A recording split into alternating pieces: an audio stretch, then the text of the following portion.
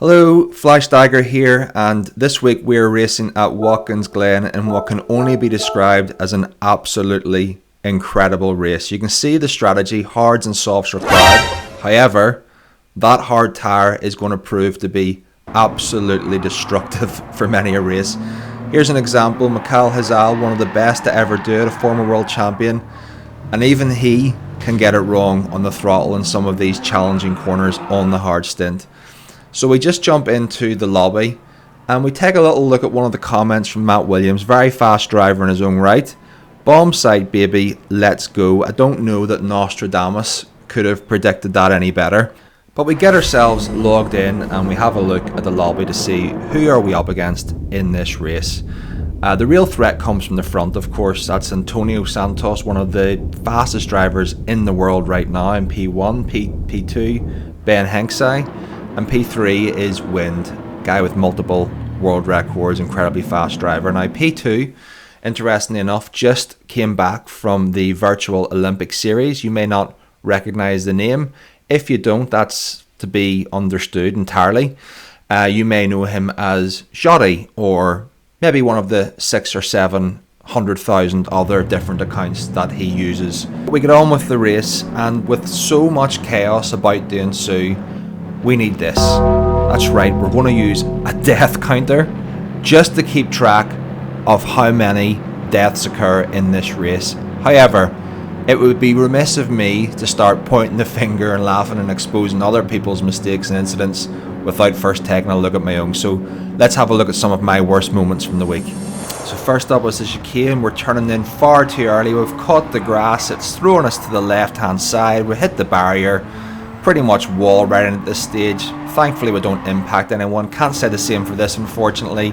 Pretty clean through there. Unfortunately a little bit too deep when we catch this curb just and bounce out to the side into a power slide, hitting the inside wall, back into the oncoming traffic, kill his race, ruin him, go off track, drop a gear for no reason whatsoever, and affect about 3 or 4 different drivers there. Absolutely awful. But this is my favourite.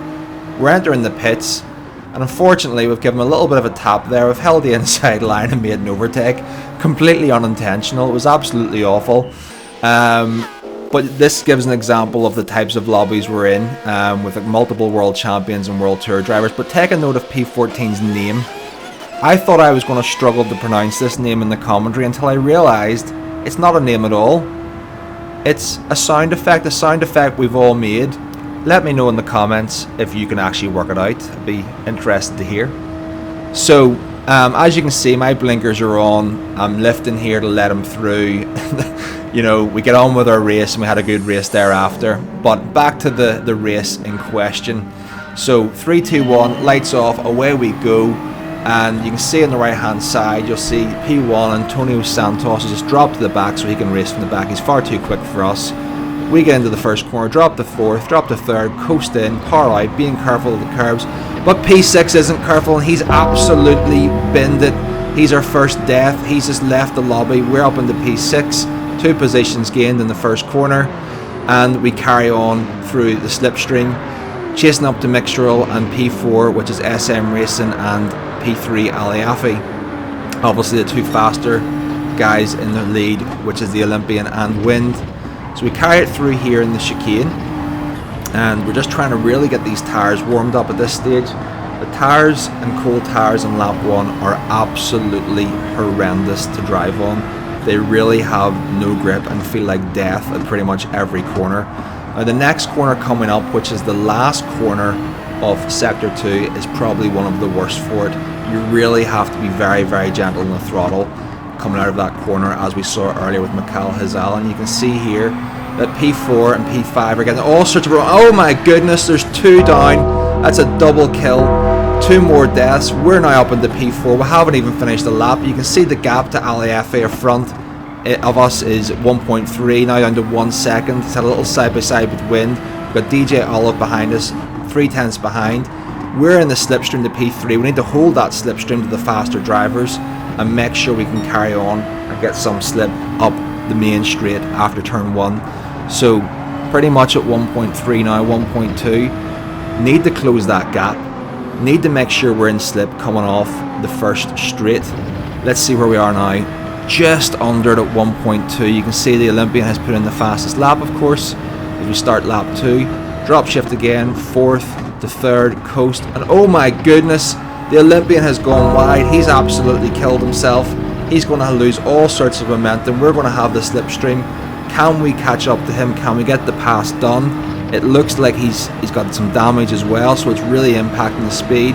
We're going to go around the outside of him. He is going to defend. He thought he could hold it off, but we had too much overspeed. We get the pass done, and now we have to go absolute full send mode to close that gap down to P1 and P2. We've brought that gap down to 7/10 from 1.1 seconds.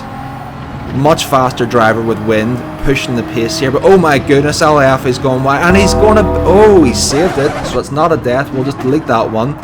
But he has got himself a penalty. Now we are just in his slipstream. If you have a little look here, we're 4/10 behind Alafe, but Ben Hensai, the Olympian, has taken about 4/10 out of us in sector 2.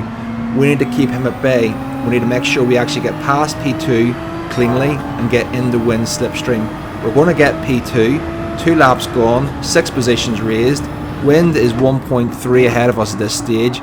We need to close that gap. P3, P4 and P5 seem to have gone through there pretty closely together. They're having all sorts of a tussle behind us, fighting for the slipstream, fighting for the positions, and oh my goodness, it's a double kill, and 2 of them have died. Ali Afai and Ben Hensai, the Olympian, have had synchronized bins into the wall. We now have a clear lead from P3. It's 2 seconds up with 1.2 to wind. He's actually had a better exit in the last corner. It's almost 1.3. He's almost broken us in slip. We need the corner of our lives on turn 1.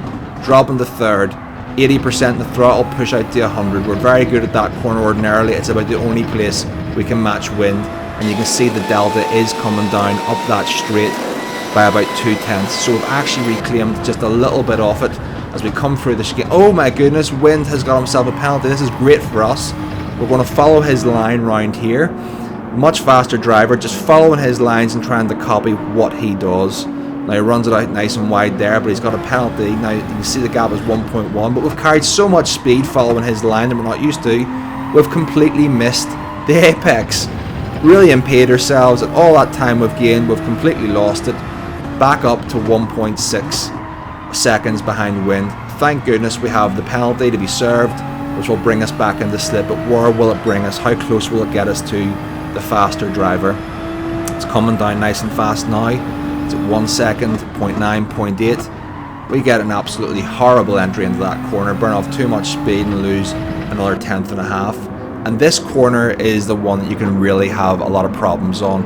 You have to have a lot of confidence to get on the power out of the exit, and I have no option but to take a risk here to try and hold wind's slipstream. You can see he's really increasing the gap, and this is the difference between a very, very quick driver and someone who's quite average. He's just taken a 1/2 tenth here, 1/2 tenth there. But thankfully we've had a little bit of a better exit on the last corner. We're holding him to a second. It's 3/10 better than what we were in the last lap.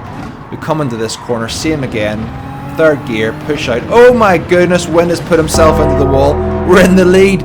We've got 3 laps done. We've raised 7 positions. We're now in the lead of the race. It's absolute chaos. Wind hasn't given up, however. He's still in the race. He's only in P4. He has the speed to get himself back up to P1. Absolutely. However, he's been absolutely murdered from the guys behind. The ghosting system has done him no favours whatsoever, and he does a disappearing trick just like that. That's the speed of the guy. He's out of the race. He's gone. We're in P1. We've got a pretty much a 2.5 second to 3 second gap here from DJ Olive, and I think at this stage we just really want to hold that lead as we bring it in to the pits for our first pit stop. Now, the temperatures played a big factor in this race in terms of your tyre wear. 6 laps can be done, but it is quite aggressive, and the temperatures were quite warm. So at this stage I'm pretty much doing a 6-lap stint on the softs to defend against any of the undercuts from the faster drivers.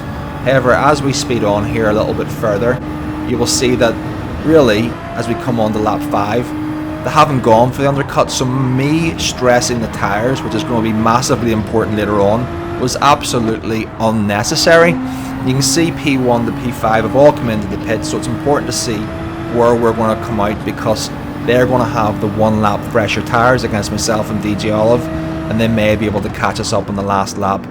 Goodness forbid we get ourselves a puncture. Carrying it through their lap 6, we can see nobody has been able to take advantage yet off our early pit stop, and nobody has been able to jump us, which is great for us. We pretty much hold the same gap until lap 10. Now, I've highlighted here the tyre wear.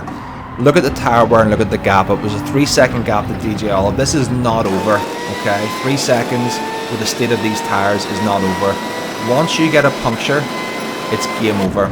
So we bring it through the chicane one last time, keeping an eye on the delta coming down rapidly and highlighting again the tyre wear, and in real time you can see the incremental deterioration of those tyres. It's almost at a puncture. Once we puncture, it's going to be half a second to 8/10 per corner. Into the toughest corner on the track, we've just had the puncture in real time. You can see we had to lift and push through, and we've lost 8/10 since the start of the lap. But we look behind us, and unfortunately DJ Olive has had another penalty. I think that's going to create enough of a gap for us to bring this one home. Hopefully we can hold on for P1. We're very, very slow round the corner, round the final bend, and unbelievably we're going to take the victory. Starting P8, 7 positions gained, finishing in first. No skill whatsoever, 100% luck, but in a lobby like that I will take it every day of the week. There was carnage, there was chaos, there was deaths in every corner as advertised. I hope you've enjoyed the video as much as I did having the race itself, and if you did and you wouldn't mind hitting the like button or subscribing, that would be greatly appreciated, and I look forward to seeing you in another video very soon.